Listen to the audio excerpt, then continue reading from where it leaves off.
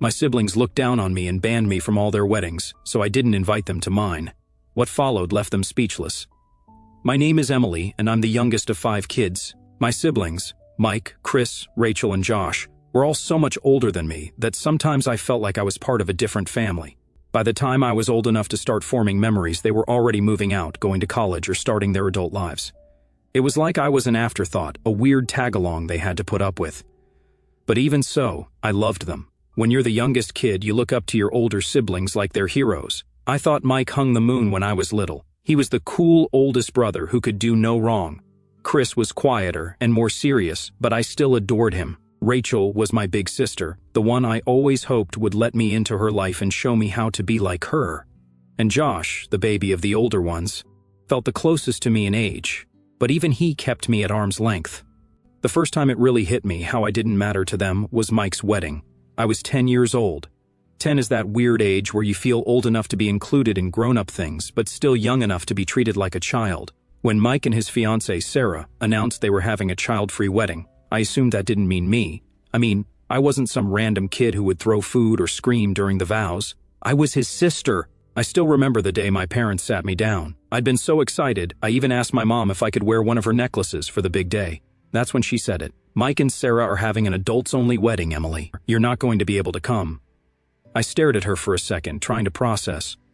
But I'm not like other kids, I said, trying to reason with her. I'll be quiet, I promise. She patted my head like I was some kind of puppy. It's just for adults, sweetie. You'll understand when you're older. I didn't understand at all. I cried in my room for hours. Mike was my brother, and I wanted to see him get married. I wanted to be there to watch Sarah, who I already thought of as my sister, walk down the aisle. But instead, my parents left me with a babysitter. I remember the feeling of staring at the clock that day, imagining everything I was missing. When Mike came home from his honeymoon, I thought maybe he'd bring it up. Maybe he'd say he was sorry I couldn't come or tell me some funny story from the wedding. But he didn't. He acted like I wasn't even a part of it, like I wasn't even worth acknowledging. 2 years later, Chris got engaged. I was 12 by then, and I thought things would be different. I was older, quieter, and very well behaved. I didn't whine or cause a fuss, and I made sure everyone knew it. So when they said his wedding was child-free too, I thought, okay, but this time I'll be invited. Nope. Once again, I got the same speech. Chris and his fiancée want the wedding to be adults only, Emily. It's not personal. Not personal, it felt personal. How could it not be personal when it happened twice? I tried not to cry this time. I was older, and I wanted to act more mature. I didn't beg or scream. I just sat quietly while my parents made their excuses. My mom even tried to comfort me. You'll have your own wedding someday, and it'll be wonderful, you'll see. But it didn't make me feel better. I was starting to realize something. My siblings didn't see me as family, at least not in the way I saw them. When Rachel got engaged, I was 15 by then. I was a full-on teenager who wanted nothing more than to feel included. At first, Rachel didn't even plan on banning kids from her wedding. She wanted everyone to come, but of course the family had to get involved. My aunts and uncles kept saying things like, "It's so refreshing to have a wedding without kids running wild, and children just make things so chaotic." Eventually, Rachel caved. The rule became no one under 16. I was 15, so close that it felt like a slap in the face. I went to Rachel and asked, "Can I just be an exception? I'm your sister. I'll be quiet, I promise." Rachel looked at me with this serious expression and said, "If I make an exception for you, what about the other kids? It wouldn't be fair." Fair? Are you kidding me? I lost it. I started yelling, "It's not fair that I can't go to any of your weddings. I'm not just some kid, I'm your sister." That's when my parents got involved. I got grounded for 6 months for disrespecting Rachel and causing drama. 6 months. I spent most of that time in my room just stewing in my anger and hurt. By the time Josh got engaged, when I was 17, I didn't even bother asking. I already knew I wouldn't be invited. Sure enough, the announcement came, child-free wedding. At that point, I was numb to it. I didn't cry, I didn't yell, and I didn't ask why. I just accepted it. But what really stung? My cousin Amanda, who had just turned 18, was invited. I heard about it through the family grapevine. Apparently, they thought 18 was the cutoff. The irony wasn't lost on me. Amanda was only a few months older than me, but she got to go because she'd hit the magical age of adulthood. When my parents asked why I didn't make a big deal congratulating Josh, I just shrugged. I sent him a quick text, "Congrats, hope it's a great day." Then I locked myself in my room, like I always did. By that point, I had started to check out emotionally. I realized that I just didn't matter to them. I wasn't their little sister. I was just a kid they barely thought about, and it hurt. It really, really hurt. Years passed after the last wedding. I stopped trying to fit into my siblings' lives because, honestly, I was just tired. Tired of being the one left out. Tired of being the kid sister who no one cared about unless it was convenient for them. By the time I met my now fiancé, Tyler, I'd pretty much checked out of the family dynamic. I didn't expect much from anyone anymore. Tyler was the first person to actually listen when I told him about my family. I remember sitting on his couch telling him about how I'd been banned from 4 of my siblings' weddings, and he looked genuinely shocked. "Wait, they didn't invite you? Not even when you were like 15? "Nope," I said, trying to play it off like it didn't hurt anymore. "What the hell? You're their sister," he said. He just sat there shaking his head for a minute before adding, "That's seriously messed up." I think that was when I realized it really was messed up. I'd spent so many years convincing myself it was normal. Child-free weddings sounded reasonable on paper. It wasn't like I was being deliberately targeted, right? But no, 4 times my family chose to exclude me. Not a single sibling thought, "Hey, Emily should be there." It wasn't normal. So when Tyler and I got engaged a few years later, I knew one thing for certain: my wedding was going to be different. My wedding was going to be full of people who actually cared about me, people who wanted to celebrate me, not just show up because it was expected of them. That's when I made my decision. I wasn't inviting my siblings. It wasn't some big dramatic moment. I didn't write an angry letter or announce it in the family group chat. I just left them off the guest list, simple as that. I knew it would blow up eventually, but I figured I'd cross that bridge when I got there. The first sign of trouble came about 2 months before the wedding. My mom called me randomly one afternoon, acting weirdly chipper. I should have known something was up. "So, Emily," she said in that voice she always used when she wanted something, "how are the wedding plans coming along?" "Good," I said cautiously. "Everything's almost done." "That's great," she said, pausing for a moment before adding, "Your brothers and sister haven't gotten their invitations yet. Did you send them out already?" My heart started pounding. I didn't want to have this conversation. Not yet. "Yeah, I sent them out," I said, trying to sound casual. She didn't miss a beat. "Well, they didn't get one. Maybe it got lost in the mail." I sighed. "Mom, I didn't invite them." There was silence on the other end of the line, just a heavy, shocked pause. Then came the explosion. "What, Emily? How could you not invite your own family, your siblings? What's wrong with you?" I gripped the phone and tried to stay calm. "They didn't invite me to their weddings, Mom. Not a single one of them. So, I'm returning the favor. It's fair." She sounded like I just committed a crime. "That was different. You were young. They didn't mean to hurt you." I laughed bitterly. "Well, it hurt anyway, and now I'm done pretending like it didn't." She started in on the guilt trip immediately. "Emily, you're being spiteful. Family is family. You don't just shut them out like this. What are people going to think?" And there it was. What will people think? My mom's favorite concern. I cut her off before she could say anything else. "I don't care what people think, Mom. This is my wedding, and I'm only inviting people who care about me. They didn't care enough to include me in their big days, so I don't see why they deserve to be at mine." She hung up on me. I wasn't surprised. That night, the group chat blew up. It started with Rachel, being fake as usual. "Hey Em, did something happen with the mail? We haven't gotten our invites yet." Then came Chris, blunt as always. "What's going on? Why aren't we invited?" I stared at my phone for a long time, debating whether or not to reply. Part of me wanted to lay it all out, to tell them exactly how much they'd hurt me over the years. But another part of me didn't see the point. They wouldn't get it. They never had. So, I didn't say anything. I just left the chat on read. Tyler noticed I was quiet during dinner and asked what was wrong. I showed him the messages and he shook his head. "You don't owe them an explanation, Em. They made their choices." "Yeah, but," I trailed off, "they're going to make me out to be the bad guy. I know it." "Let them," he said firmly. "You know the truth. That's all that matters." The next day, my parents showed up at my apartment unannounced. I didn't even have to ask what they were there for. My mom came storming in the second I opened the door. "What are you thinking, Emily? Not inviting your own siblings to your wedding? What kind of person does that?" I tried to stay calm, even though my patience was wearing thin. "Mom, I told you. They didn't think I was important enough to include in their weddings, so I'm not including them in mine." My dad finally spoke up, his voice stern. "You're being childish, Emily. You're holding on to something that happened years ago." That's when I snapped. "I was a child when they did it, Dad. I begged to be at their weddings, and they all shut me out. Don't talk to me about being childish when I was the one left crying at home 4 times. They didn't know what to say to that. My mom looked like she was about to cry, but I didn't let her guilt me this time. "You can keep defending them if you want, but I'm not changing my mind. If they cared about me, they would have shown it back then." They left, furious and frustrated. Over the next few days, the messages from my siblings got nastier. Chris called me selfish. Rachel said I was ruining the family. Josh didn't even bother sugarcoating it. You're being petty, Emily. Grow up. I didn't reply to any of them. I didn't need to explain myself anymore. Tyler hugged me one night while I was scrolling through their messages and said, I'm proud of you, for standing up for yourself. And for the first time, I felt proud of myself too. After the first round of family drama, I expected things to die down. I figured they'd grumble to each other for a while, maybe complain to some distant cousins, and then move on. That's how things usually went when my family didn't get their way.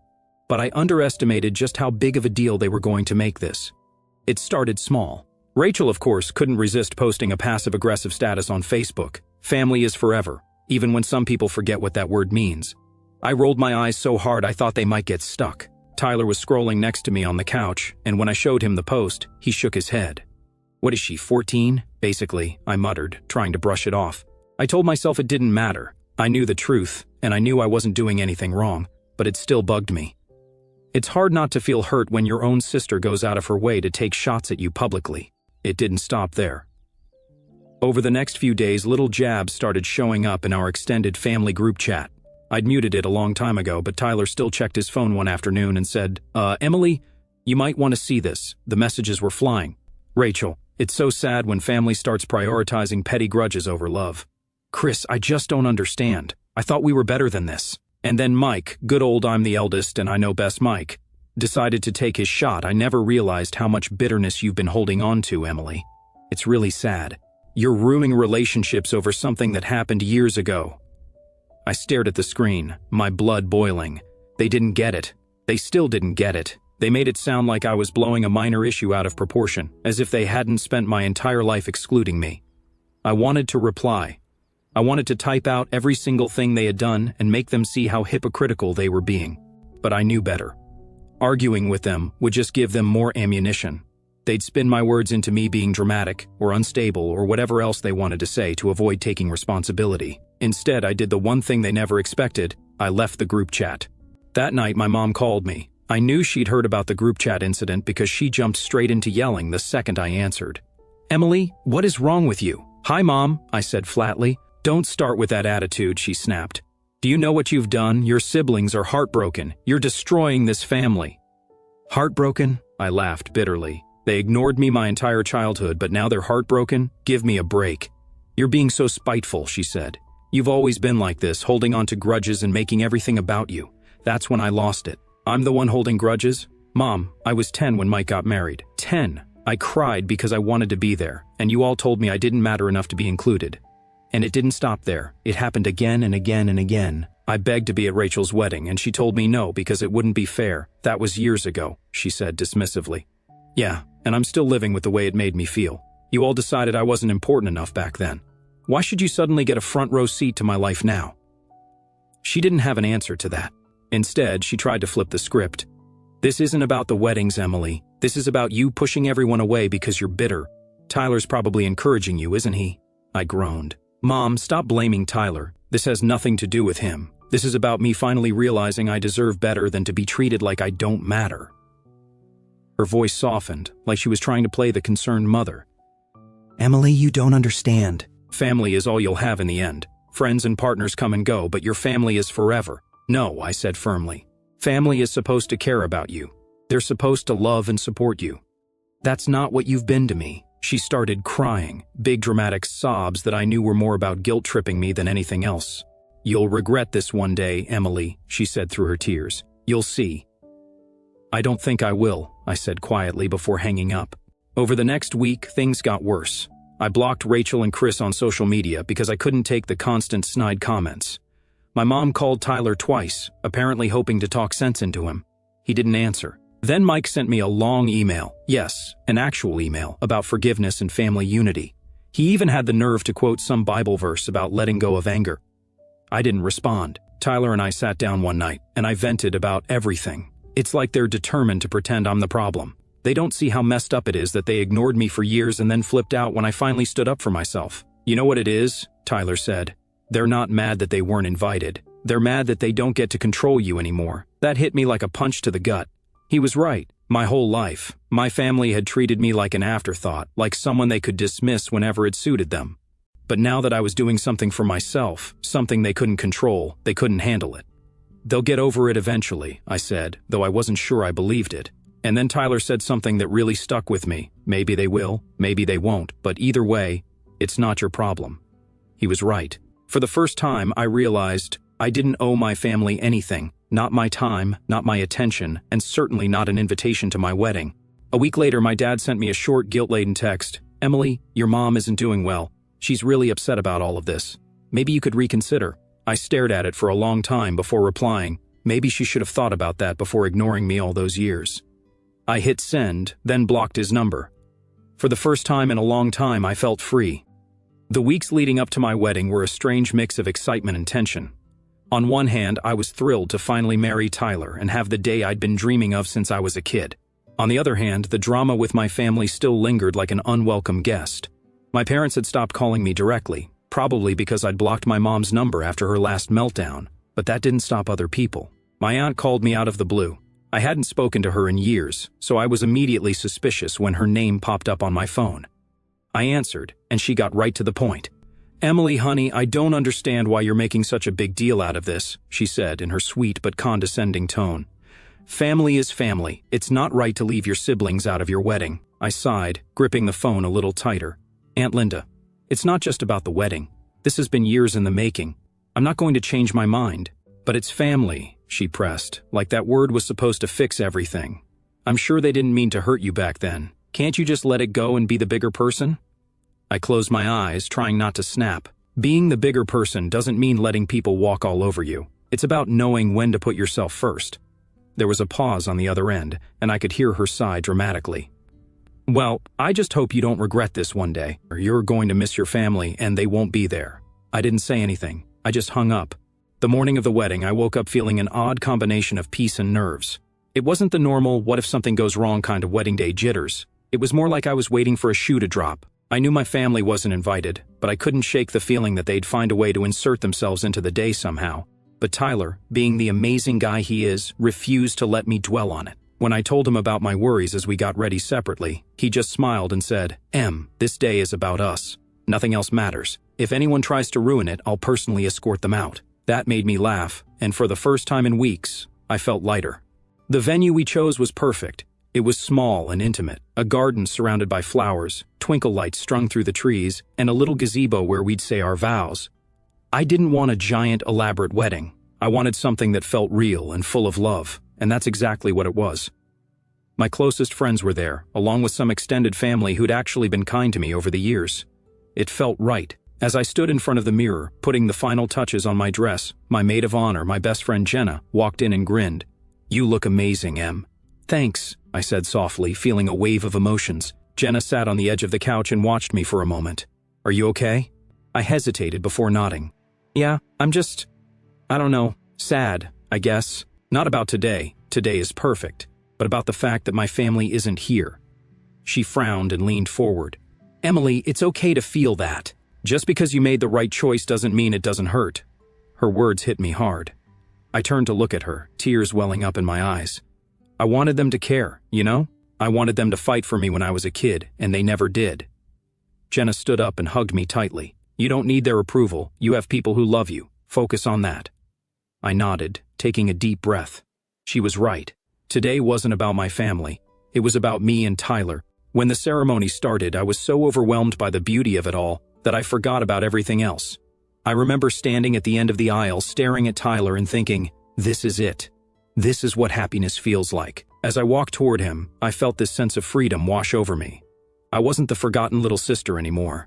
I wasn't the kid who begged to be included and got turned away. I was a bride, surrounded by people who truly loved me and wanted to see me happy. The vows were perfect. Tyler promised to love me, protect me, and always stand by my side, and I promised the same. By the time we said, "I do," there wasn't a dry eye in the audience, including mine. The reception was everything I hoped it would be. We laughed, we ate, we danced until our feet hurt. My friends toasted to us, sharing funny stories and heartfelt wishes for our future. Tyler's parents, who had always been so kind to me, told me they were proud to have me as part of their family. At one point, I snuck away from the crowd just to take it all in. I stood at the edge of the garden, looking at the lights twinkling in the trees and the people laughing together, and I felt so full. For so many years, I'd believed the lie my family told me, that I didn't matter, that I wasn't important enough to be part of their lives.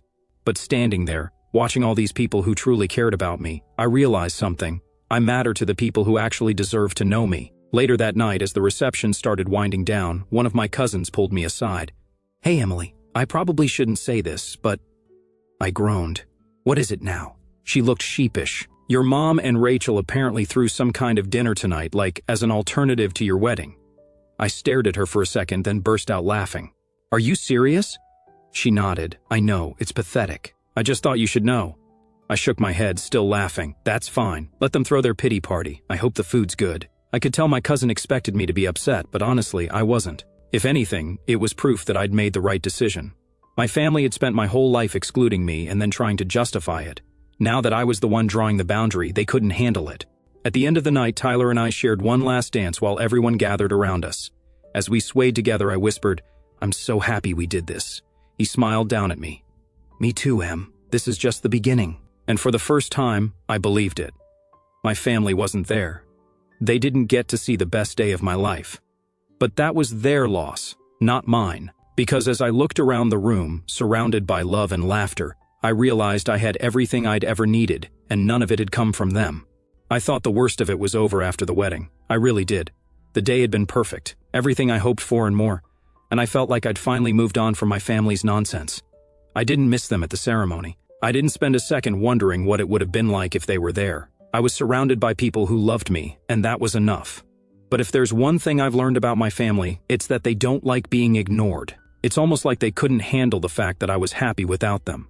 So, they decided to stir the pot one last time.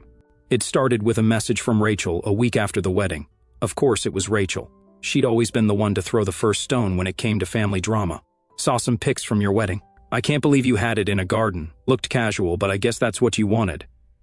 I stared at the message, stunned. She couldn't even pretend to be nice. It wasn't enough for her to just leave me alone. She had to find something to criticize. I was tempted to reply with something snarky, something about how her wedding might have been fancier, but at least mine wasn't full of fake smiles and people who didn't care about me. But I stopped myself. I didn't owe her a response. A few days later, I started getting messages from extended family members I hadn't heard from in years. Apparently, Rachel, Mike, and Chris were on some kind of campaign to paint me as the villain. My Aunt Linda, yes, the same one who tried guilt-tripping me before the wedding, sent me another message. "Emily, I don't know what happened between you and your siblings, but they're really hurt. Rachel says she tried to reach out, and you're ignoring her. Maybe it's time to let go of the past." I sighed and rolled my eyes. How many times did I have to explain this? How many people did my siblings need to rope into this mess before they realized I wasn't budging? Tyler noticed I was frustrated and sat down beside me. "Another guilt trip?" he asked, glancing at my phone. "Yeah, Aunt Linda again. She says they're hurt." He snorted. "Hurt because they can't control you anymore." I smiled faintly. He wasn't wrong. I just don't get it. They ignored me for years. I begged to be included in their lives, and they shut me out. Now suddenly, I'm the bad guy for setting boundaries? "That's how it always goes," he said softly. "When you start protecting yourself, the people who hurt you are the first ones to cry about it." The real low point came a few days later when my mom showed up unannounced. It was a Sunday afternoon, and Tyler and I were having a lazy day, making brunch in pajamas, laughing over burnt pancakes. We heard a knock at the door, and I froze. I just knew it was her.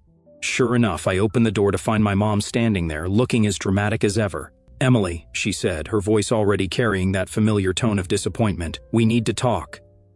I sighed. "Mom, now isn't a good time." She didn't care. She pushed the door open slightly, trying to step inside. Tyler appeared behind me, gently putting his hand on my shoulder for support. "Emily, please," she continued. "This has gone far enough. Your siblings are devastated." "Devastated? Do you really think this is how family should act?" I clenched my jaw and kept my voice calm.